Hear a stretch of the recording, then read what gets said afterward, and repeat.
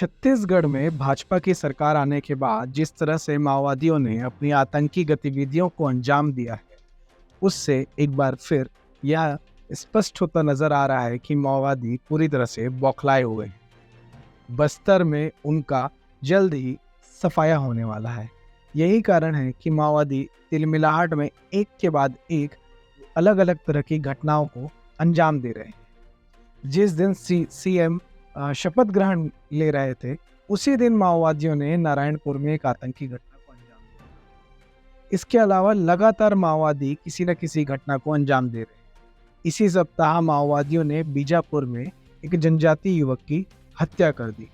माओवादियों की इस तरह की घटनाओं से यह एकदम क्लियर हो रहा है कि माओवादी पूरी तरह से छटपटाहट में इस तरह की गतिविधियों को अंजाम दे रहे हैं और उन्हें लग रहा है कि बस्तर से वह पूरी तरह से साफ हो जाएंगे। तो चलिए जानते हैं यह पूरा नैरेटिव क्या है, यह पूरा जो स्टोरी है वो क्या है और कैसे माओवादी धीरे धीरे बस्तर से साफ हो रहे हैं और दूसरे स्थानों में, दूसरे स्टेट्स में अपना नया कॉरिडोर बनाने की कोशिश कर रहे हैं। मैं हूँ शुभम उपाध्याय और आप देख रहे हैं द नैरेटिव।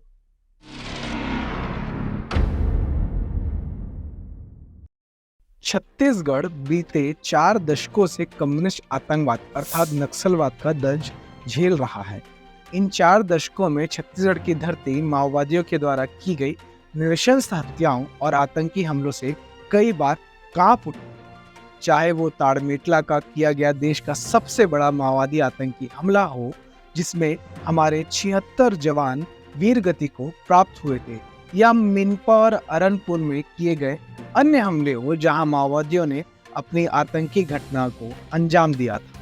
आपको यह जानकर आश्चर्य होगा कि भारत की सीमा की सुरक्षा करते हुए जितने जवान बलिदान नहीं हुए, उससे अधिक जवान इस माओवादी आतंक की भीड़ चढ़ चुके हैं। माओवादी आतंक के विभत्स रूप को अब पूरे देश ने देख लिया है। यह भी सर्वविदित है कि माओवादियों का केंद्र छत्तीसगढ़ का बस्तर क्षेत्र, जहां माओवादी अपनी तमाम गतिविधियों को अंजाम देने के साथ साथ उसकी रणनीति भी बनाते हैं। यही कारण है कि केंद्र में जब से मोदी सरकार ने सत्ता संभाली है, उसने बस्तर को प्राथमिकता देते हुए यहां आक्रामक तरीके से नक्सल विरोधी अभियान चलाया है। हालांकि वर्ष 2018 में प्रदेश में कांग्रेस की सरकार आने के बाद माओवादियों का मनोबल बढ़ा हुआ नजर आया, क्योंकि इसका कारण यह था कि वर्ष 2018 के चुनाव प्रचार के दौरान कांग्रेस के नेता, जो कि यूपी कांग्रेस के अध्यक्ष थे उस समय, वह प्रचार करने आए थे और छत्तीसगढ़ में उन्होंने कहा था कि नक्सली क्रांतिकारी है। सिर्फ इतना ही नहीं, कई नक्सल समर्थक, अर्बन नक्सलियों के समर्थक और नक्सल के प्रति सिंपैथी रखने वाले लोग कांग्रेस के लिए प्रचार कर रहे थे या कांग्रेस की सरकार बनने के बाद सरकार में शामिल हो चुके थे।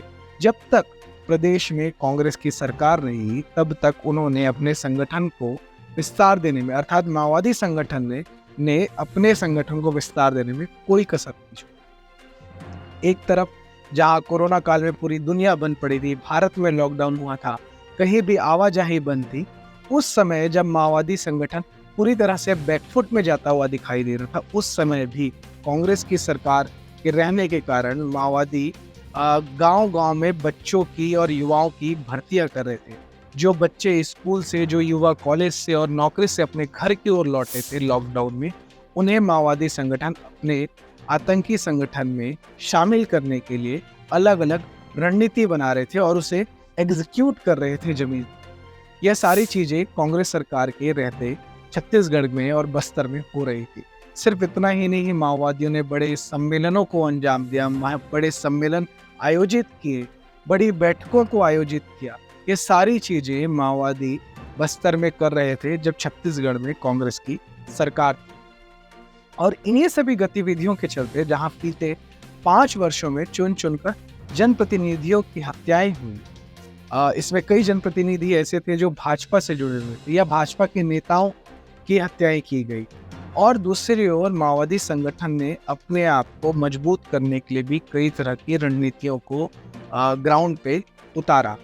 हालांकि बस्तर में केंद्रीय सुरक्षा बलों की मौजूदगी ने उनका जो दायरा था उसे जरूर समेट दिया था, लेकिन बावजूद इसके कांग्रेस की सरकार रहने के कारण कहीं न कहीं उनके जो संगठन में भर्तियाँ जो चल रही थी, उसमें बढ़ोतरी देखी गई। लेकिन इन सब के बाद जब प्रदेश से कांग्रेस की सरकार चले गई, जब 2023 में एक नई सरकार आई, भाजपा की सरकार आई, तो माओवादियों ने अपनी आतंकी गतिविधियों को और तेजी से बढ़ा दिया। एक के बाद एक उसने हमले शुरू कर दिए। प्रदेश की नई सरकार से मिले निर्देश के बाद जब सुरक्षा कर्मियों ने आक्रामक तरीके से माओवाद विरोधी ऑपरेशन लॉन्च किया, तो अब माओवादी पूरी तरह से बैकफुट पर जा चुके हैं। माओवादियों की स्थिति को लेकर बस्तर के आईजी का कहना है कि बस्तर में अब माओवादियों से निर्णायक लड़ाई होने वाली है। आईजी सुंदराज पी का कहना है कि बस्तर आने वाले कुछ सालों में नक्सलवाद माओवाद से पूरी तरह मुक्त हो जाएगा। उनका यह भी कहना है कि माओवादियों का जो क्षेत्रफल है, उनके प्रभावित जो क्षेत्र हैं, वो अब घटते जा रहे हैं और उनके बड़े जो कैडर हैं, जो बड़े जो आतंकी नेता हैं, वो अब मुठभेड़ में या तो मारे जा रहे हैं या किसी न किसी बीमारी की वजह से उनकी मृत्यु हो रही है। ऐसे में बस्तर में माओवादी संगठन अपनी अंतिम सांसें गिन रहा है। बस्तर में केंद्रीय सुरक्षा बलों के द्वारा जिस तरह से माओवाद विरोधी ऑपरेशन चलाए गए हैं, उससे अब सुरक्षा बल के जवान माओवादियों के गढ़ में पूरी तरह से घुस चुके हैं। एक तरफ कुछ जो माओवादी कैडर हैं वो भय के कारण आत्मसमर्पण कर रहे हैं, वहीं जो कैडर अभी भी माओवादी संगठन में शामिल हैं और पुलिस पर हमला करने की रणनीति बना रहे हैं, वह कहीं ना कहीं सुरक्षा बलों की तरफ से जवाबी कार्रवाई में मुठभेड़ में मारे जा रहे हैं। और ये भी एक कारण है कि माओवादी अब बस्तर से बाहर अपने लिए नए स्थान, नई जगह तलाश रहे हैं और उसकी कोशिश काफी दिनों से देखी जा रही है। दरअसल केंद्र सरकार जिस आक्रामकता से माओवाद उन्मूलन के लिए प्रतिबद्ध दिखाई दे रही है, उसका आभास कहीं न कहीं माओवादियों को भी है और यही कारण है कि माओवादी अब देश के अलग अलग हिस्सों में अपना नया ठिकाना तलाश रहे हैं। बस्तर में पूरी तरह से सफाया होने के अनुमान के चलते माओवादियों ने महाराष्ट्र, मध्य प्रदेश, झारखंड और पश्चिम बंगाल समेत राजस्थान में भी नया ठिकाना बनाने की कोशिश की है। बस्तर से निकलकर माओवादी एक कॉरिडोर गढ़चिरौली और विदर्भ के क्षेत्र में निर्मित करने का प्रयास कर रहे हैं। वहीं इनके जो अर्बन नक्सल जो लॉबी है, इनके लिए मराठवाड़ा क्षेत्र में कार्य कर रही है। दूसरी ओर कान्हा के बफर जोन में भी माओवादी एक नया कॉरिडोर बनाने में लगे हुए हैं।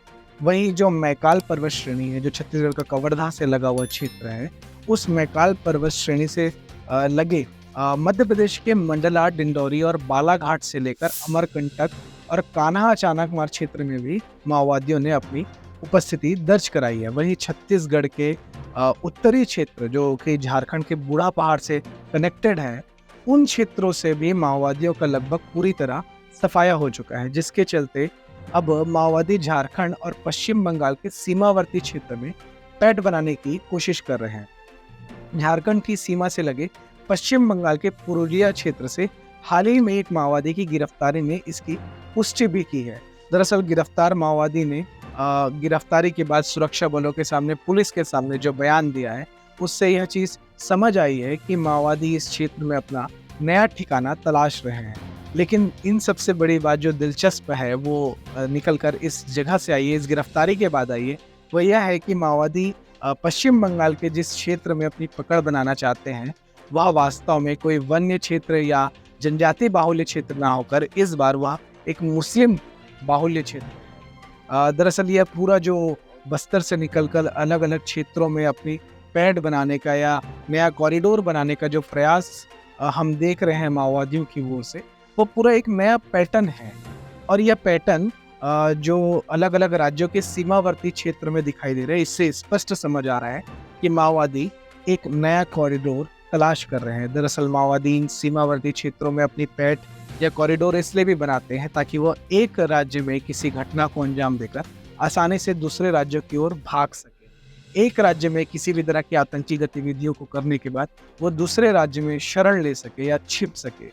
और यह नया कॉरिडोर बनाने का जो उनका जो तरीका है, वह या जो योजना बनी है या जो रणनीति बनी है, उसके पीछे स्पष्ट रूप से यही कारण है कि माओवादियों को इस बात का अनुमान हो चुका है कि छत्तीसगढ़ और मुख्य रूप से बस्तर अब उनके हाथ से पूरी तरह से निकलने वाला है। या हम सीधे शब्दों में कहें तो बस्तर जल्द ही कम्युनिस्ट आतंक से मुक्त होने वाला है। यह थी द नैरेटिव के इनसाइड स्टोरी। ऐसे ही स्टोरीज और ऐसे ही रिपोर्ट्स को देखने के लिए, समझने के लिए आप देखते रहें द नैरेटिव। धन्यवाद।